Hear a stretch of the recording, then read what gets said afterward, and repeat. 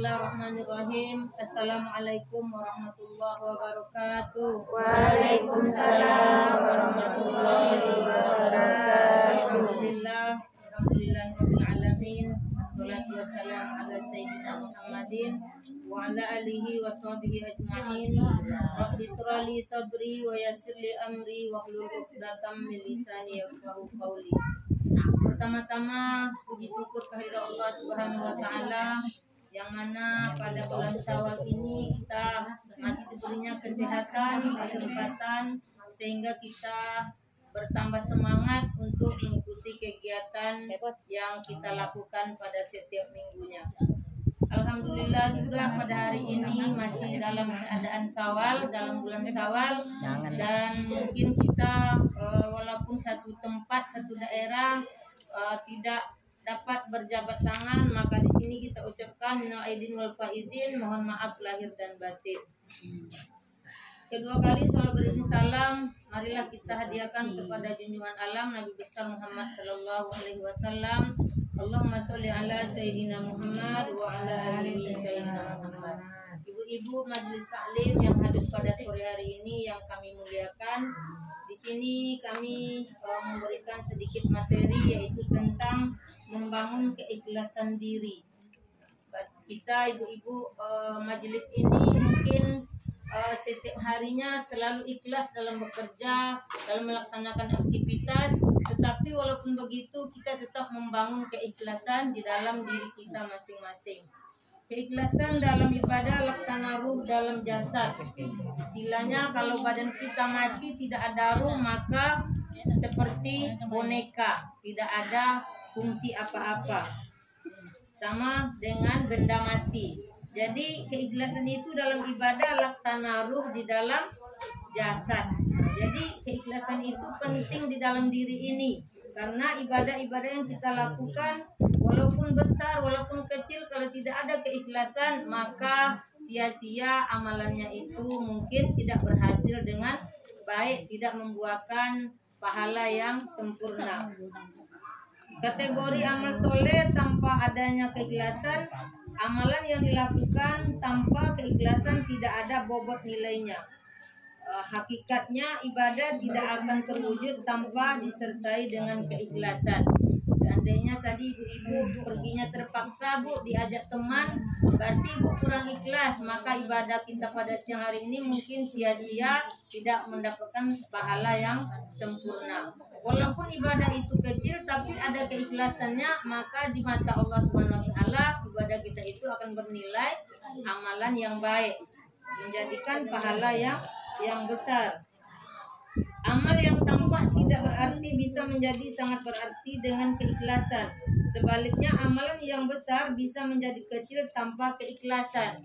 Jadi amalan kita yang besar, mungkin kita udah bersedekah banyak, udah habis-habisan, tapi kalau tidak ikhlas percuma, karena amalan itu sia-sia, tidak mendapatkan pahala dari Allah Subhanahu wa taala. Jadi walaupun mungkin kita berwirid ini kecil nampaknya karena sepele, hanya wirid, tetapi kalau kita ikhlas menjalankannya maka ibadah ini akan menjadilah amalan yang baik di mata Allah, mendapatkan pahala yang besar berlipat di mata Allah Subhanahu wa taala. Keikhlasan termasuk derajat sikap yang tinggi dalam iman yang tidak mudah untuk mencapainya, karena kita harus berperang melawan hawa nafsu. Nah, jadi dalam keikhlasan itu ada iblis, ibu-ibu. Ada dia yang menggoda kita. Kita udah ingin memberikan, iblis menggoda.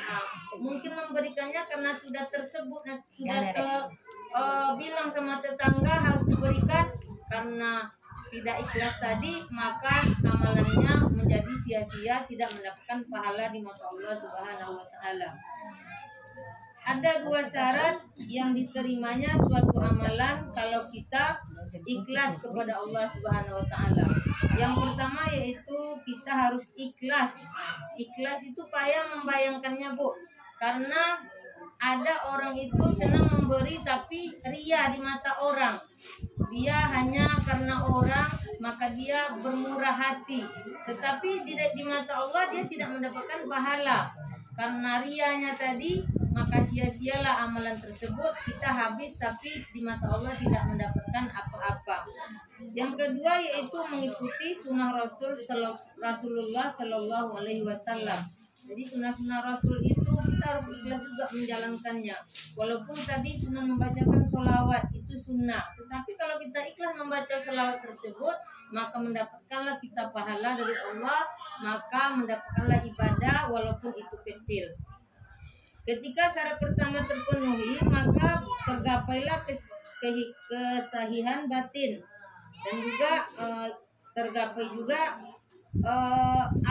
pahalanya. Jadi kalau kita sudah ikhlas, maka pahala bisa kita raih. Pahala itu tidak nampak, ibu-ibu. Makanya orang bersedekah itu banyak ria, karena di mata Allah itu tidak nampak pahalanya. Tetapi di mata tetangga nampak. Dia minta dipuji, minta dipuji orang karena dia bersedekah, sering bersedekah.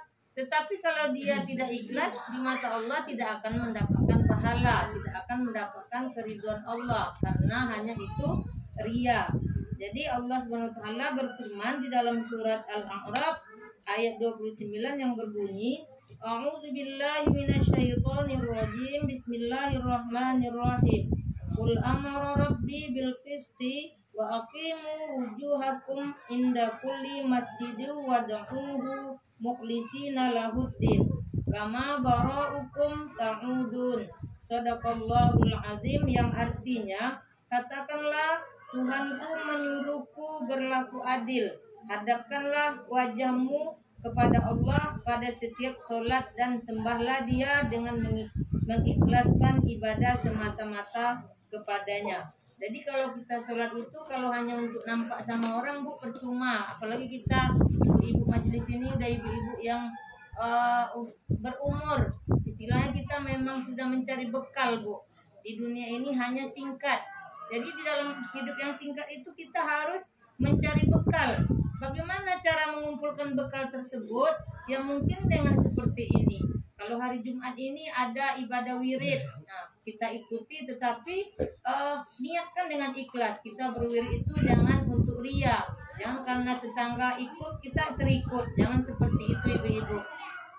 Jadi Tuhan itu Dia minta ikhlas beribadah kepadanya, tidak minta apa-apa, hanya ikhlas kepadanya. Kamu akan dikembalikan kepadanya sebagaimana kamu diciptakan semula, karena kita akan dikembalikan kepada Allah semacam mana semulanya kita diciptakannya. Jadi hidup yang singkat ini, marilah kita sama-sama mencari amal, mencari bekal untuk di akhirat kelak. Hidup ini singkat, jadi kalau singkat namanya itu pendek. Kita tak tahu batas umur kita sampai di mana. Kalau kita sia-siakan umur tersebut, maka merugilah kita hidup di dunia ini.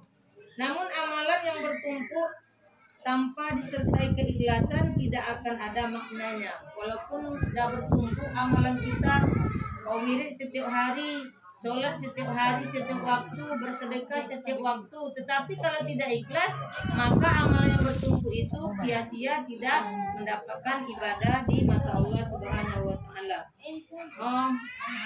Juga kita bisa meniru kepada Rasulullah Sallallahu Alaihi Wasallam, yang mana Rasulullah itu berdoa kepada Allah.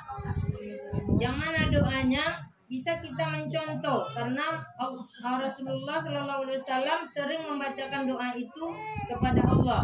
Doanya yaitu, Ya Allah, aku memohon perlindungan kepadamu dari perbuatan menyekutukanmu, sementara aku mengetahuinya. Artinya ibu-ibu sudah tahu syirik itu tak boleh, tapi ibu-ibu tetap melakukannya. Berarti ibu-ibu menyekutukan Allah Subhanahu wa Ta'ala. Jadi kita memohon kepada Allah itu semoga kita tidak menyekutukannya lagi. Nah, jadi kita berdoalah kepada Allah itu, karena kita udah tahu, jangan kita buat lagi. Nah, kalau udah berdoa kepada Allah jangan dibuat lagi, karena kita udah minta ampun. Ampunkan terhadap perbuatan syirik yang tidak aku ketahui. Nah, jadi kita selalu minta ampun kepada Allah. Nabi saja berdoa, apalagi kita manusia. Banyak hilaf dan salah, banyak juga setan yang menggoda. Tidak tahu arah, di belakang, di atas, di bawah, di samping, di depan. Kita tidak tahu bisikan setan itu. Mungkin tidak langsung ke telinga, tetapi karena mata menengok bisa jadi tergoda dengan setan tersebut. Jadi itu mungkin penyampaian pada hari ini sedikit, mudah-mudahan bermanfaat.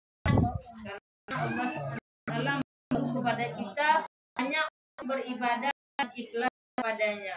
Dengan keikhlasan kita beribadah seperti ini, mudah-mudahan dapat mendapatkan pahala di sisi Allah dan juga bermanfaat dalam kehidupan kita sehari-hari.